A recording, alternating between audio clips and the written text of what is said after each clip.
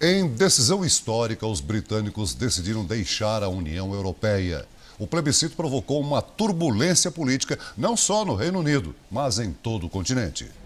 Uma nação dividida com um primeiro-ministro derrotado. O resultado do plebiscito provocou a renúncia de David Cameron. Ele liderou a campanha para que o Reino Unido continuasse na União Europeia. Agora prometeu deixar o poder até outubro. A população escolheu um caminho diferente e o país precisa de uma nova liderança, disse. Na porta da residência oficial do premier, protestos. Nem fronteiras, nem Boris, diziam as faixas. Uma referência ao ex-prefeito de Londres, Boris Johnson, o principal defensor da saída no Partido Conservador e agora candidato a ocupar o cargo de Cameron. Quase 52% dos eleitores votaram por deixar o bloco e pouco mais de 48% contra. No mapa, a divisão fica nítida. Escócia, Irlanda do Norte e a capital inglesa, Londres, escolheram permanecer. O interior da Inglaterra e o país de Gales preferiram a separação. Hoje o reino acordou desunido, afirmou o cientista político Brian Clough. A maioria dos jovens optou pelo fica. Acordei aos prantos, lamentou essa londrina. Já os mais velhos, em geral, apoiaram a ruptura. Finalmente nos libertamos, comemorou esse senhor. O Reino Unido se juntou à União Europeia em 1973 e agora é o primeiro país a deixar o bloco. A organização disse estar preparada para a mudança. O que não nos mata nos torna mais fortes, declarou o presidente do Conselho Europeu. A saída do Reino Unido pode demorar até 2 anos para ser concluída, mas a União Europeia já está mais frágil. Não só porque perde a força da segunda principal economia do bloco, mas porque o exemplo britânico incentiva líderes de direita de outros países. E o temor é que aconteça um efeito dominó. Políticos nacionalistas da França, Holanda e Itália também querem realizar plebiscitos. Para Brian Clough, os britânicos deram um recado. Se a União Europeia não promover as reformas que os países esperam, outros seguirão o mesmo caminho. Bom, e com essa decisão, a União Europeia e o Reino Unido vivem agora um clima de incerteza. Vamos ao vivo a Londres falar com o nosso correspondente André Tal para entender como será na prática essa separação, André. Boa noite para você. Boa noite, Adriana. Boa noite a todos no Brasil. Os líderes da União Europeia vão se reunir na próxima quarta-feira para decidir o futuro do bloco. As negociações para a ruptura só começam quando o Reino Unido acionar a cláusula 50 do chamado Tratado de Lisboa. David Cameron prefere que o próximo premier faça isso quando assumir o poder em outubro. Já o presidente da Comissão Europeia, Jean-Claude Juncker, tem pressa, mas o processo deve ser demorado. Todos os acordos de imigração, comércio e finanças terão que ser revisados. De Londres, André Tal.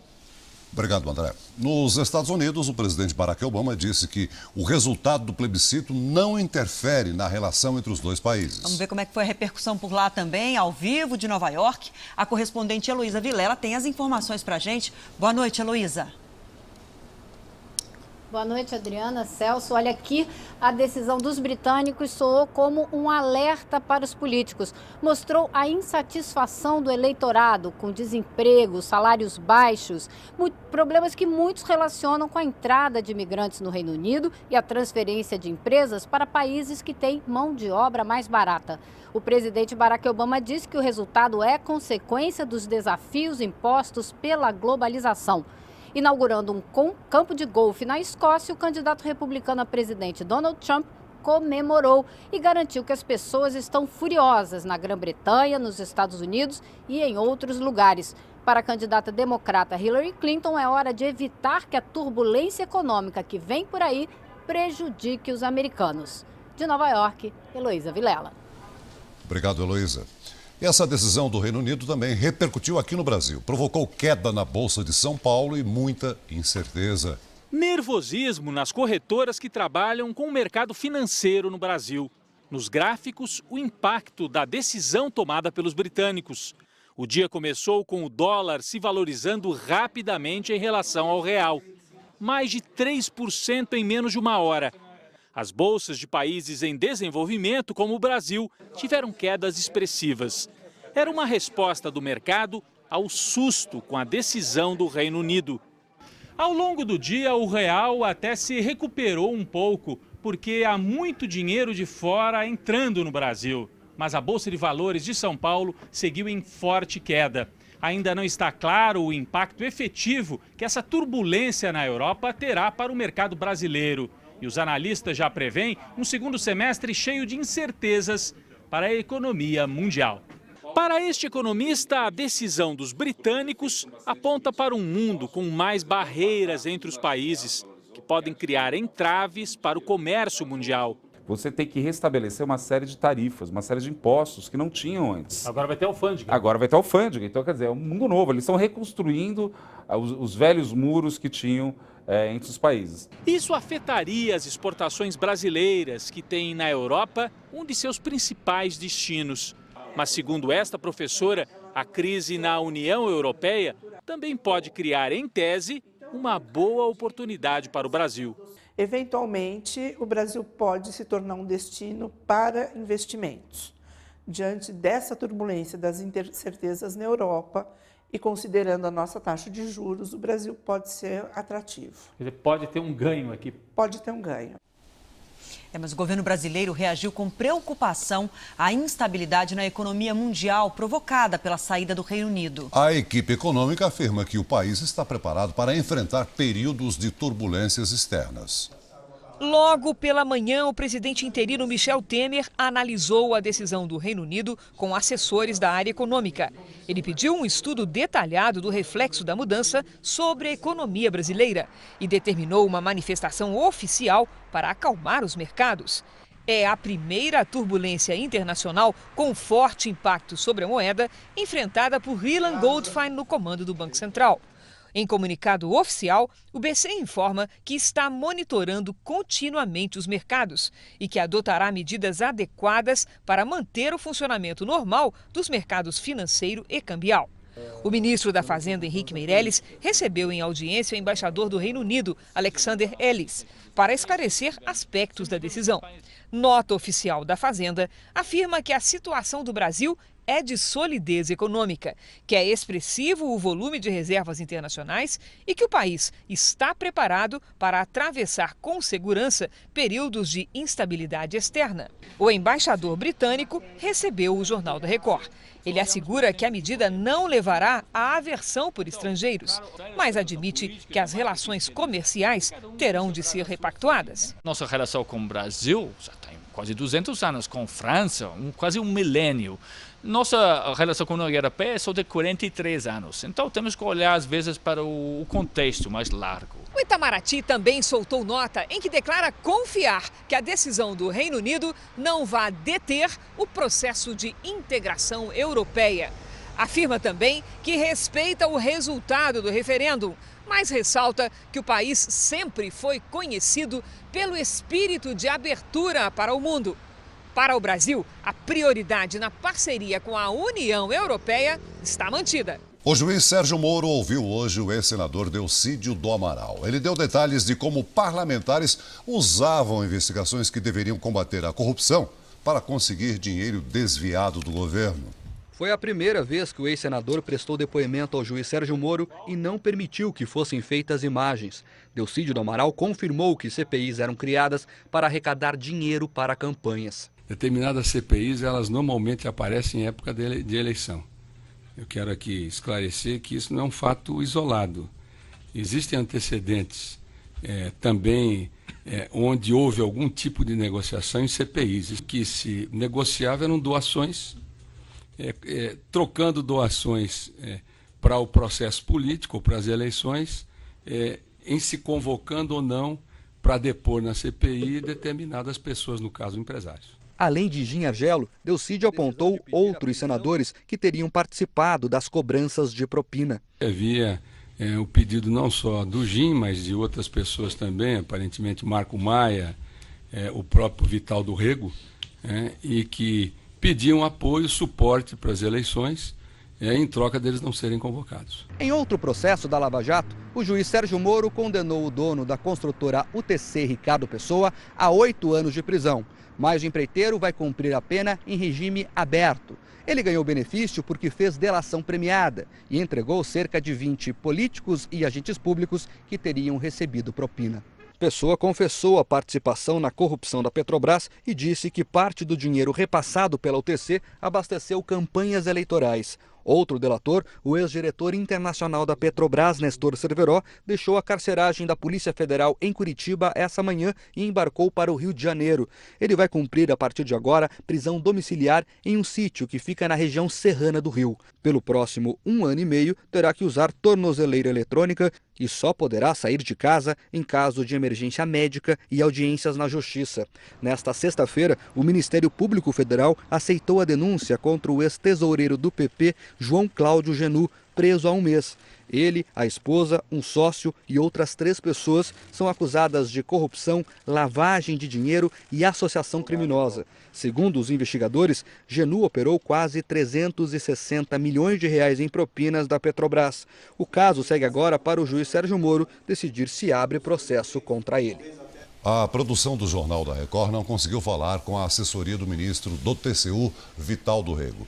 Em nota, o senador Marco Maia disse que é vítima de mentira com o intuito de desgastar a sua imagem e que nunca recebeu doações para a campanha de empresas investigadas em CPIs. O ex-tesoureiro do PT, que teve a prisão decretada na Operação Custo Brasil, se entregou no começo da tarde. Todos os detidos vão permanecer na carceragem da Polícia Federal em São Paulo. Os presos na operação passaram o dia na Justiça Federal, numa audiência para verificar se as detenções seguiram as normas legais. Foi aqui também que outro suspeito se apresentou, o ex-tesoureiro do PT, Paulo Ferreira. O juiz manteve todas as prisões preventivas, inclusive a do ex-ministro Paulo Bernardo. Ele foi ministro do Planejamento no governo Lula. No último ano do segundo mandato, teria dado início ao esquema de corrupção que desviou dinheiro de empréstimos consignados dos funcionários públicos federais. A empresa Consiste, contratada para administrar o sistema, de acordo com a Operação Custo Brasil, direcionou 100 milhões de reais para o pagamento de propinas. Como cabeça do esquema, segundo a Procuradoria da República, Paulo Bernardo ficava com quase 10% do dinheiro desviado. Foi ele quem indicou pessoas estratégicas para que esse esquema se iniciasse, pessoas de primeiro e segundo escalão, para que esse esquema criminoso pudesse não só ser instaurado, mas ser mantido por 5 anos. Em 2011, no início do governo Dilma, Paulo Bernardo assumiu outro ministério, o das Comunicações. Mesmo assim, segundo a investigação, continuou a receber a propina. O que mudou foi só o percentual que ficava com ele. Foi diminuindo, mas no final ainda chegava a quase 3% do total desviado. Os pagamentos só pararam, de acordo com a Polícia Federal, quando um dos operadores do esquema foi preso, no ano passado, na Operação Lava Jato. Os investigadores descobriram que este escritório do advogado Gustavo Gonçalves, em Curitiba, servia como fachada para os repasses a Paulo Bernardo. O advogado está fora do país, mas avisou que vai se apresentar à polícia. O advogado que recebia esses valores ficava com aproximadamente 20% do valor pago e 80% ele direcionava a custas, basicamente isso, do ex-ministro Paulo Bernardo. O dinheiro não era entregue diretamente. Segundo a investigação, o esquema pagava despesas da família do ex-ministro, casado com a senadora Gleisi Hoffmann, do PT. Paulo Bernardo teria recebido 5 milhões e 600 mil reais. A busca e apreensão no apartamento onde Paulo Bernardo foi preso, em Brasília, provocou reação do Senado, por considerar que a entrada no imóvel funcional, ocupado pela senadora Gleisi Hoffmann, precisaria ser autorizada pelo STF. Hoje, o Ministério Público defendeu o procedimento. A nossa investigação diz respeito exclusivamente a Paulo Bernardo e ele não detém foro por prerrogativa de função. Ele não tem cargo político e, portanto, a medida recaiu exclusivamente sobre ele e sobre documentos pertinentes a ele apenas. Se cumpriu de forma absolutamente clara a Constituição e a lei. Os advogados de Paulo Bernardo disseram que na audiência de hoje demonstraram que a prisão foi uma medida extrema e que o ex-ministro não tem qualquer envolvimento no esquema de corrupção. Os demais suspeitos também negam as acusações. O ex-presidente Lula vai ser julgado pela Justiça Federal de Brasília, no caso da suposta compra do silêncio do ex-diretor da Petrobras, Nestor Cerveró. O procurador-geral da República, Rodrigo Janot, defendeu que o caso fosse remetido ao juiz Sérgio Moro. Mas para o ministro do Supremo Tribunal Federal, Teori Zavascki, o caso não tem relação imediata com as demais investigações da Lava Jato e a tentativa de crime foi praticada na capital federal. Também respondem na mesma denúncia o senador cassado Delcídio do Amaral e o banqueiro André Esteves. Vamos viajar um pouco agora? Chamada de a dama da Europa, a Bulgária é um país bonito, barato e cheio de atrativos. Na última reportagem da série, você vai conhecer um anfiteatro tão antigo quanto o Coliseu de Roma.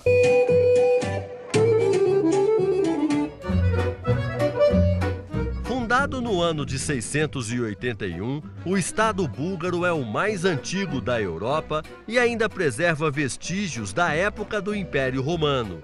Em Plovdiv, por exemplo, 50 anos atrás, durante a construção de um prédio, foi encontrado um anfiteatro tão antigo quanto o Coliseu de Roma. Tem mais de 2.000 anos e capacidade para 7.000 pessoas, conta a arqueóloga. Toda a infraestrutura do anfiteatro foi preservada. Este aqui, por exemplo, era o ambiente mais tenso, de maior emoção. Era o corredor da morte, por onde passavam os gladiadores, que alguns passos depois enfrentavam tigres e leões. Quantos perderam a vida aqui nesta arena? Eram feras tão temidas que nas primeiras filas tinha até uma grade para proteger o público. As ruínas estavam a 110 metros de profundidade, soterradas provavelmente por um terremoto. Hoje são usadas para apresentações culturais. O país quer mostrar ao mundo suas belezas naturais e suas principais estrelas. Nós estamos chegando ao Parque dos Golfinhos, um dos lugares mais visitados da Bulgária. Bem ali na frente, os animais fazem 3 apresentações todos os dias. 5 golfinhos acrobatas moram no aquário e gostam de receber visitas. You'll get chance to touch the dolphins. Estou tendo a chance de dançar com os golfinhos. To get a kiss from Posso the dar uns dolphins. beijinhos nos golfinhos. Vai ser uma tarde inesquecível. Nadar com os golfinhos. Os 2 nasceram em cativeiro, são treinados para fazer isso. E são bons de farra. Cada golfinho pesa em média 300 quilos, mas pode saltar até 5 metros. Velozes, podem chegar a 60 km por hora.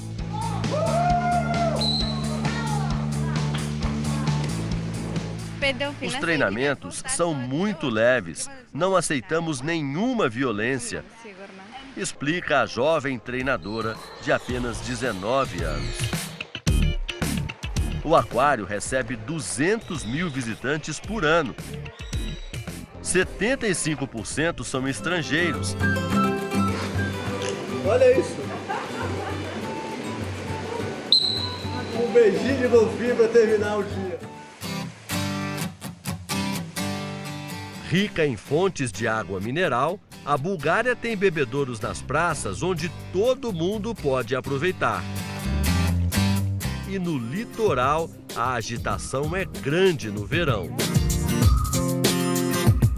A Bulgária recebe mais de 3.500 turistas brasileiros por ano. Um número muito menor comparado com as possibilidades que temos. A exceção é na música clássica, que atrai cada vez mais estudantes brasileiros.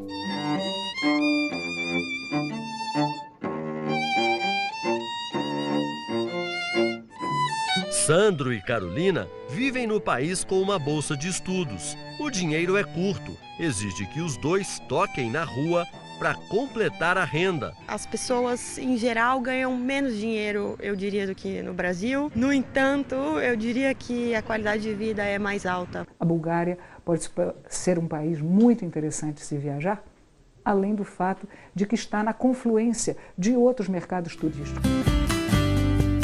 Mas para conhecer esse país não basta apenas comprar a passagem e embarcar.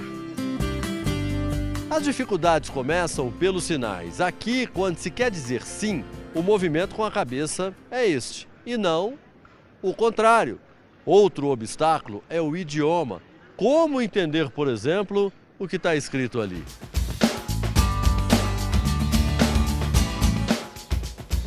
Num país tão plano, um transporte comum é a bicicleta. Olha só. Mas tem um modelo diferente que anda chamando a atenção. É este aqui, a half bike, ou seja, meia bicicleta. Feita de madeira, tem 3 rodas, uma grande na frente, 2 atrás. Será que é fácil andar? Vamos ver. Opa! Olha! O começo gera insegurança. Treinando um pouquinho, dá para pegar o jeito. Olha o segredo aqui, ó. Tem que inclinar o corpo para poder fazer a curva. E não parar de pedalar para não perder a estabilidade.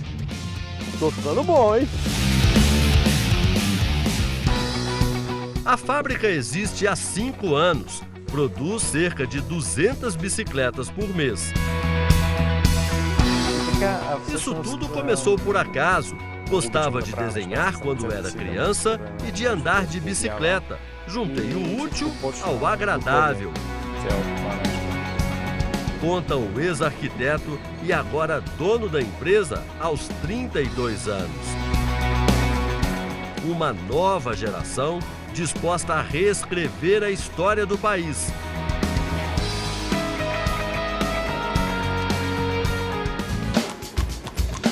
As marcas do comunismo, que acabou há quase 30 anos, ainda são muito visíveis. Prédios deteriorados, garagens improvisadas. Mas, aos poucos, a modernidade ofusca o passado e deixa aparecer os sinais do progresso. Uma Bulgária feliz, barata e disposta a dar boas-vindas ao Brasil. Em São Paulo, para atrair o hábito saudável dos consumidores, os produtores apostam em novidades. Nas chácaras, as hortaliças e os legumes ganham cores e tamanhos diferentes. Que tal um pé de alface gigante? Ele já existe. Levou 7 anos para ser desenvolvido e chegou ao mesmo tamanho de uma melancia. A folha chega a medir 18 centímetros. Quando vai para a mesa do consumidor, essa alface ela vai dar crocância, porque tem a folha um pouquinho mais grossa, conservação pós-colheita e muito rendimento. No mundo dos vegetais diferentes tem também o tomate em gomos, a batata roxa e a mandioca de cor laranja. Ricos em antioxidantes, fazem um bem danado para o organismo. Agora, dá só uma olhada nessa batata doce. Veja a diferença da cor em comparação com a tradicional. É que essa aqui é super vitaminada. Então a pessoa consumindo isso já está auxiliando a suprir suas necessidades diárias. Esta empresa decidiu inovar a berinjela, uma das hortaliças que pelo sabor mais divide opiniões. Mas não é só o formato e a cor que são diferentes da tradicional, o peso também. Essa aqui, cerca de 100 gramas mais pesada que a outra. E o sabor, muito mais adocicado, garantem os pesquisadores. A ideia é que a berinjela caia de vez no gosto dos brasileiros. A gente consome, em média, em torno de 132 gramas de hortaliça por habitante ao dia. O ideal que a FAO recomenda seria em torno de 400 gramas. Se depender da produtora Tânia, o consumidor vai logo encher a geladeira. A população quer produto bonito, né, de boa aparência.